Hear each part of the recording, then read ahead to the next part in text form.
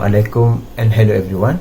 My name is Muhammad FAKHRI bin Muhammad APANDI, matrix number 055615. Assalamualaikum and hi everyone. My name is Muhammad SALIHIN bin Muhammad NOOR, matrix number 055853. Assalamualaikum and hello everybody. My name is Muhammad FAIZ bin Muhammad FAIZAL and my metric number is 056197. Hello, my name is Muhammad ARFAN bin EHSAM, matrix number 056171, and I am from Band 3B. Assalamualaikum warahmatullahi wabarakatuh and hi, my name is Muhammad Amin bin Abdul Aziz and my metric number is 0533887. Hi, Assalamualaikum warahmatullahi wabarakatuh. My name is Hidayatul Najihah and my metric number is 055784. Assalamualaikum and hi, my name is Muhammad AMYRUL bin Muhammad SHUHAIRI. I'm from Band 3A and my metric number is 054988. Our group will present about Chapter 4, Internal Relation. So I will be talking about Chapter 4.1, Strategic Part of Corporate Communication Mix. So first, I will tell you the definition of the employee communication principle. So, it is communication within an organization. It's applied to all kinds of internal communication, also amongst employees. This communication only occur with official communication discussed, which is by management of the company on the internal policy, memos, guidelines, and etc. Next, employees of the company are the target audience, but sometimes managers are treated as the special audience given that they will endure professional communication training. So next, I will talk about purpose of employee communication. So what is the purpose of employee communication? First, it is to provide employee the information needed to do job effectively, including the guideline, and keep the employees informed of what happened in that company. Second, is help create a climate of openness within the company. Third, maintain sharing and feeling of everyone work together towards same goals. Then is also to give people sense of ownership of the company. And last one is to motivate employees and to strengthen their loyalty. Then I will talk about the content stone structure. So internal communication has three main aspects that have to be considered by the communication expert. First one is the content, the second one the tone in which the message are delivered, and the last one is the structure through which is the internal communication is delivered. So the first one is content. So the content is each individual has to decide on what need to be communicated to their employee, at what time and by whom, as this will vary based on the organization themselves. Second, the guideline on about how and what information will get passed on employee. First, the transparency. Employee need to know of what to expect from their management, and the right message has to be delivered at the right time. Second, the second and last one, the effectiveness. Company management must be responsible to establish an internal culture of openness and trust. No matter how transparent or committed a company be, employees tend to look for a leadership from the top management level. Appropriate communication vehicle also needed to get the message across. Then we will proceed to tone. So what is tone? Tone of a message is foremost a matter of tact and sensitivity. Company has to be the place where to respect employee not only as a paid staff but also as a valued contributor, not only a place where open communication is accepted. Any internal communication must be sensitive toward different culture and employee assumption, need, and their specific style of communication. Then we'll move on to structure. So, what is structure? Structure is a platform for driving company motivation and engagement across a company. So, the structure must be well planned, structured, and timely interval. Internal communication need active support from the top company to be successful. And to be effective, a company need to create an appropriate internal communication structure in 3 areas, which is categorized as top-down internal communication, bottom-up internal communication, and the last one is the lateral communication. So we will get to these 3. So first one is the top-down internal communication. Okay, so most companies' internal communication happen from the top down. Management team communicate necessary information and does not receive a lot of output from the employees. Top-down communication is also used to make goals, strategies, and action of company clear to their employees by communicating key activities, issues, and developments. To be effective, this kind of communication need corporate policy that facilitate internal transparency and openness and management assessment of employees' need and expectation. Next one is the bottom-up internal communication. So, bottom-up internal communication provide regular ongoing opportunities for employee to provide feedback to the management. So, this provide the company management with information about employees' need, perception, and opinion. Communication vehicle may also include employee survey, suggestion board, town hall meeting. Town hall meetings is where the manager answer the employee question. Individual or small meeting with manager, and organizational culture that support open and two-way of communicating. Next is the lateral communication. So lateral communication is the exchange and sharing of information between employees within the organization for purpose of fulfilling common purpose. It also helps to promote teamwork and facilitate coordinated group effort. Then it's also less structured and more informal compared to the other two, the top-bottom and the bottom-up communication, which is also known as the vertical communication. Then it may take place as messaging, email, telephone calls, memos, letters, informal discussion, meeting, gossip, or tele or video conference. It also requires the most sophisticated skill set of practitioners out of the 3 communication structure. It also need a true understanding about the politics of the organization. So about lateral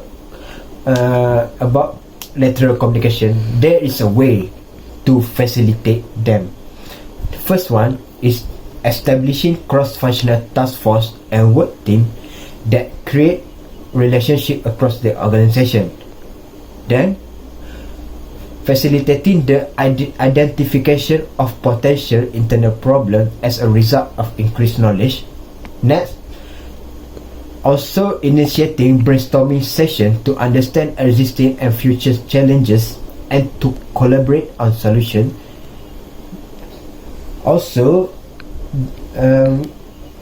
creating team building opportunities that provide employees with the opportunities to work together, learn more about each other's problem and issue, challenge and work style. And last but not least, we also can facilitate lateral communication by offering communication training for supervisors to motivate and facilitate the strong bottom-up, top-down and lateral communication. That's all from me. Thank you. Now, I'm going to talk about the importance of internal communication.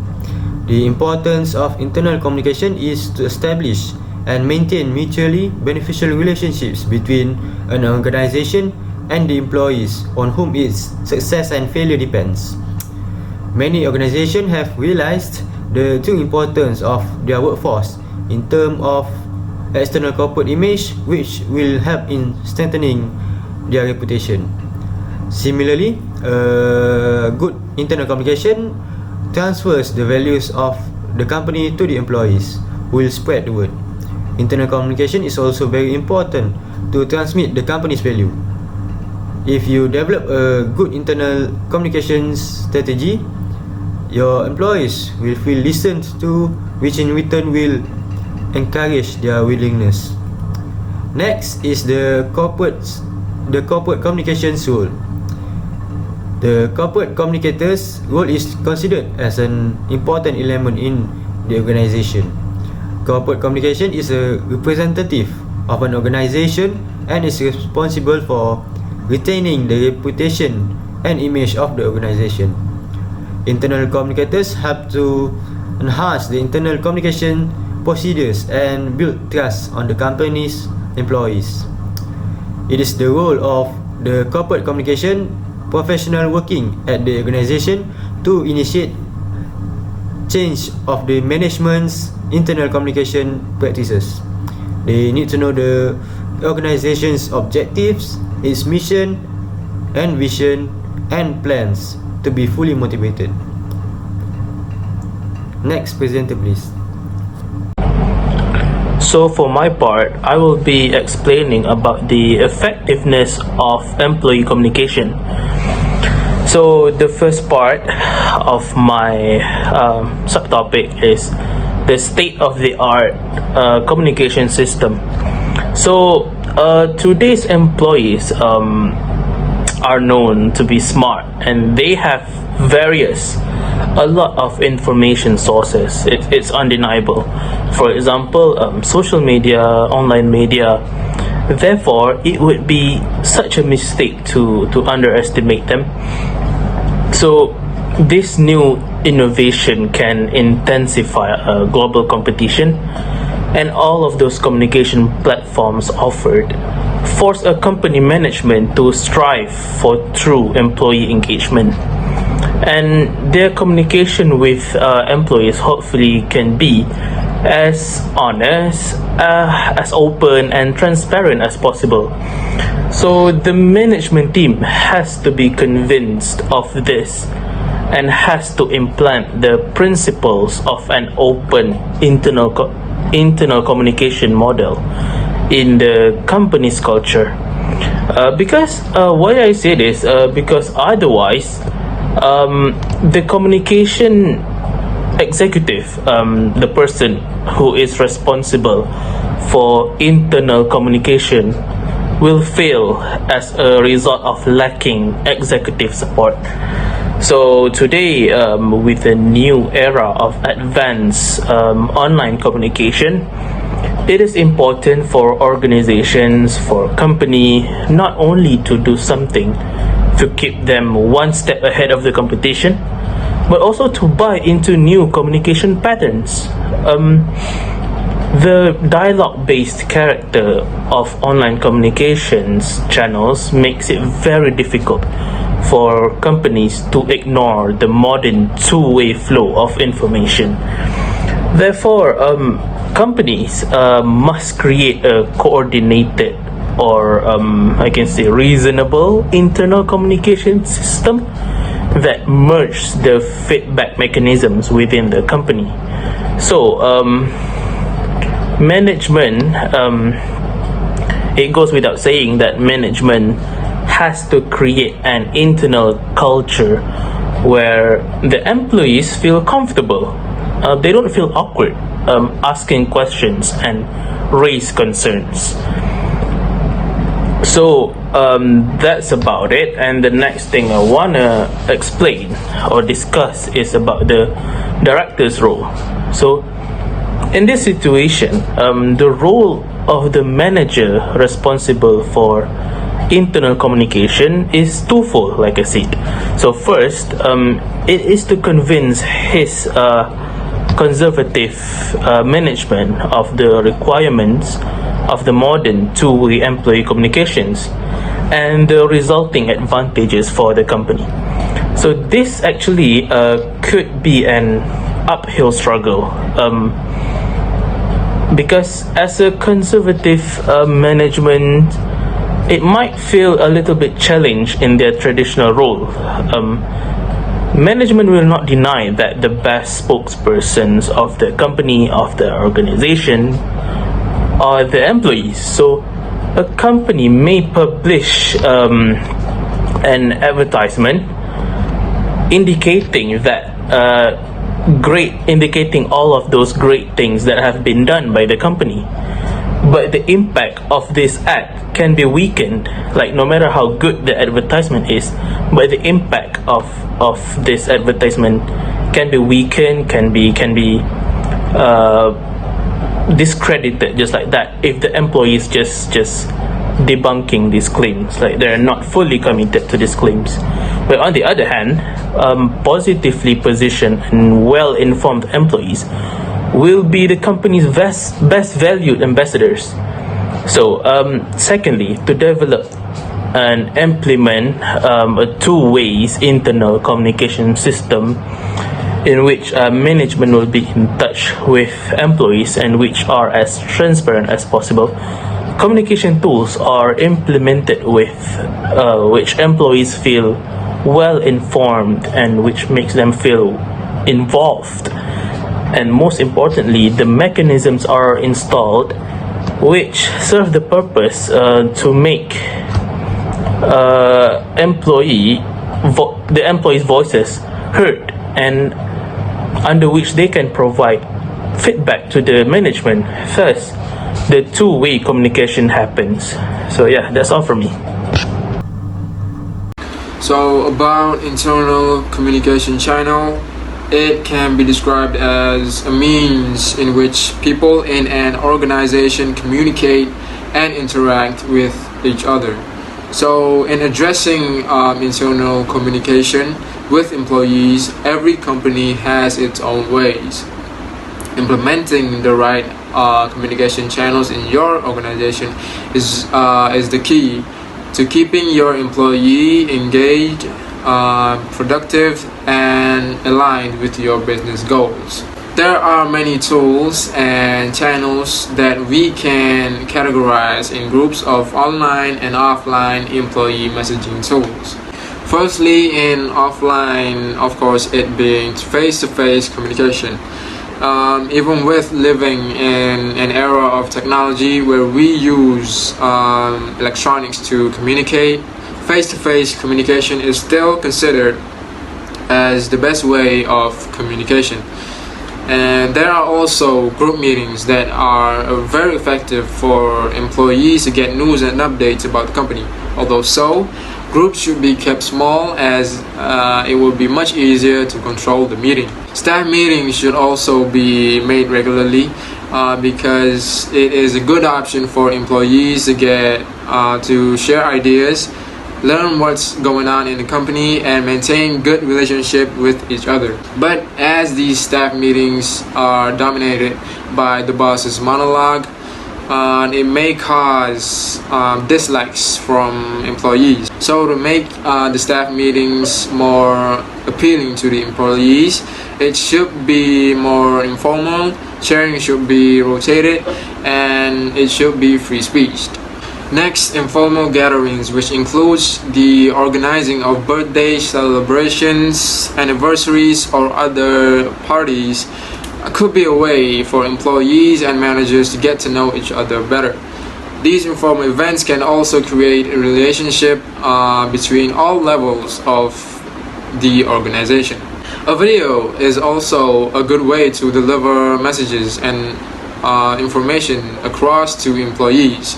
Videos should be kept short but interesting for it to be more engaging and entertaining to attract employees. Memos and newsletters are major internal communication tools, as memos provide guidance, instructions, and explanation on management.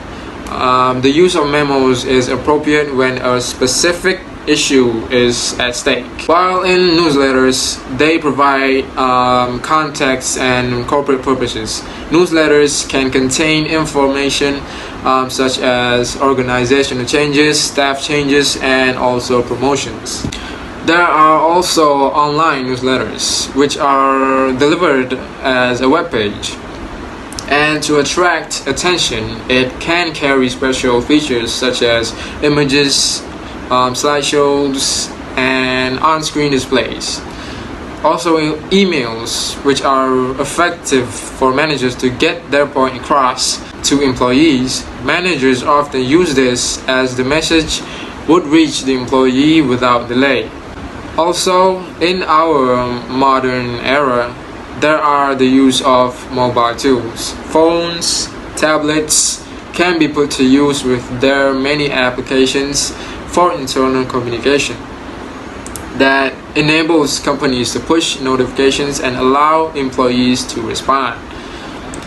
It also enables multinational companies to share and operate across multiple locations and time zones. There are also company intranet, which is a private network accessible to only organizational staffs. It serves to communicate company news, business strategies, and general content. In online, there are also the use of Twitter and blogs to share info, and it also encourages two-way communications. This can be seen with companies such as Google and Starbucks, where they use Twitter to promote work content and provide insights. Meanwhile, in blogs, employees can exchange ideas and connect in a personal way. Last but not least, desktop tools. Every employee nowadays would have their own desktop. With desktop alerts and screensaver messaging, employees can now get info to do their job more effectively. That is all from me. I will pass it on to the next presenter. So first, I'm going to talk about spammy employees. So company management must pay attention to the amount of information so it will not be overloaded, as it is a risk that the newsletter will be considered as spam by the employees. So this is particularly the case since the newsletter is printed as the emergence of electronic communication. So because of this, the reading habits have changed dramatically. An online newsletter make it so much easier for the employees to access and to make the choice. It's also easier to invite for and collect comments and feedbacks from readers. So next, I'm going to touch and discuss about employees' communication in multinational companies. So internal corporate communication is closely related to culture. The way management messages are formulated, brought forward, and also these messages are perceived by the employees are different from culture to culture and country to country. So cross-cultural competence. Internal department communication must adapt to all kinds of culture when conveying their message. They must develop cross-culture competence internally to make the communicators aware of the effect of culture of their communication. So this requires awareness, knowledge, sensitivity, and intercultural skill.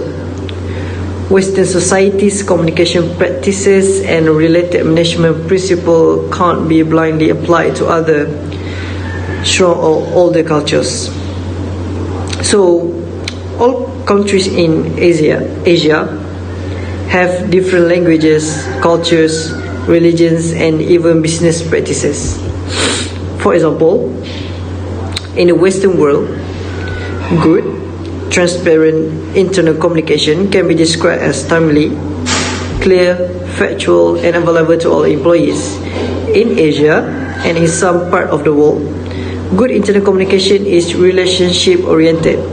Employees that appreciate face-to-face contact and loyalty, respect hierarchies, and prefer conflict avoidance. The company is widely perceived as a family which require an alternative way of communicating. So next, email example.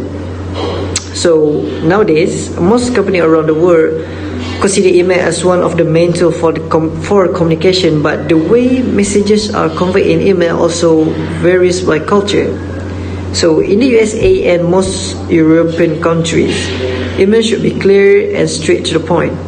However, it is wrong to think that communication in multinational companies will only need a language translation. This is because translated messages are prone to misinterpretation and misunderstandings. So in Asia countries, short email can be misinterpreted as indicating that the sender is arrogant, upset, or distant. So, a more indirect and relationship-oriented communication approach is favored in email communication.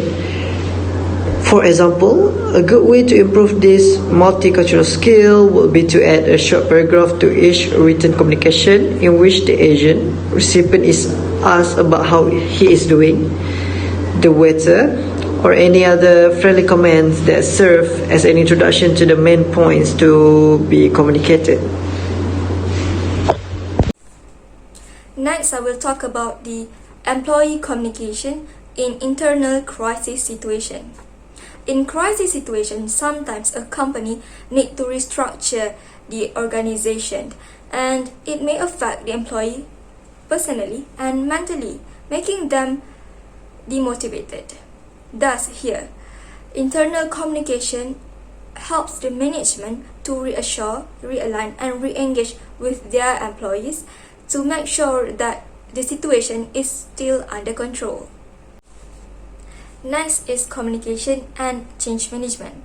Okay, change management is a discipline that helps to convince, to motivate, to prepare, to equip, and to support an organization to abandon a conventional work pattern.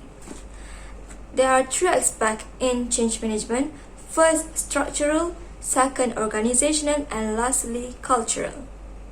Okay, so there are two types of change. First, planned or expected or continuous change, and the other one is unexpected change. Alright, so the first one is planned change. It is change structured by a company so that they can identify the opportunities for work efficiency, effective resources, productive manpower, and for reducing waste. And it can enable the companies to adapt much faster with the market and the industry. So the next changes is unexpected change. It is mainly about the external development of an organization and mostly about the socio-political landscape of the business in the company, and it can happen anytime, and sometimes an organization may face difficult time and challenging time when this kind of changes happen. So our next point is resistance to change. So if a person or an employee resists to change or to accept many management decisions, they may be an obstacle to the organization to improve or to grow because they hinder many improvement of the company.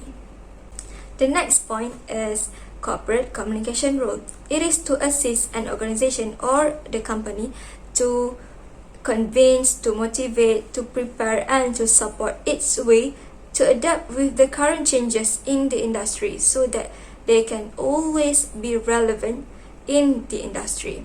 And sometimes the changes not only affecting the employee and the management physically but also emotionally. Therefore, consideration have to be made because not all tools are standard.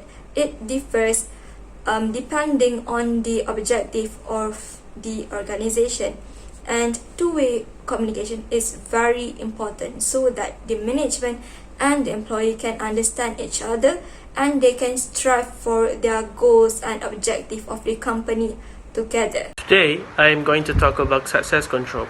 Success control is monitoring and analyzing internal communications using simpler ways such as handing out surveys, giving feedbacks, counting views, and many more. The first way is by handing out surveys.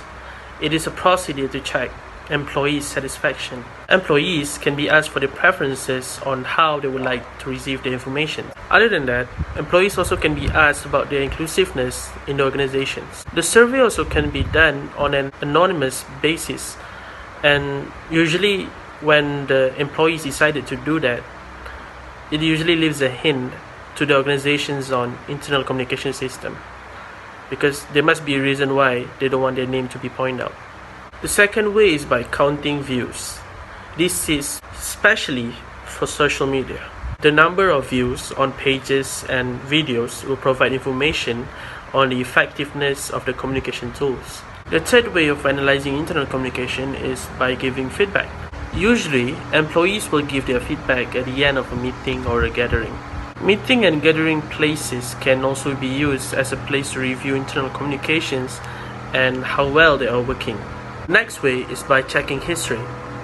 In case of solving internal problems, management can find the root of cause by assessing from time to time or over a period of time to check the frequency of the problems. If there is an improvement, it means the internal communication is working perfectly. The last way is countering sticking points. So sticking points mean an obstacle to progress towards a goal. So it can be from individuals, organizational inertia, and systems. If it is individual, the individual needs to be specially trained or better integrated. In the worst case possible, the employee will be bypassed or sanctioned. In other words, punished. If it is organizational inertia, usually caused by hostile attitudes or old procedures. To counter this, management needs to replace organizational barriers by enabling a free flow of information. Lastly, if it is systems, it needs to be updated so that it will become responsive to the communication needs of the organization. That's all from me. Thank you.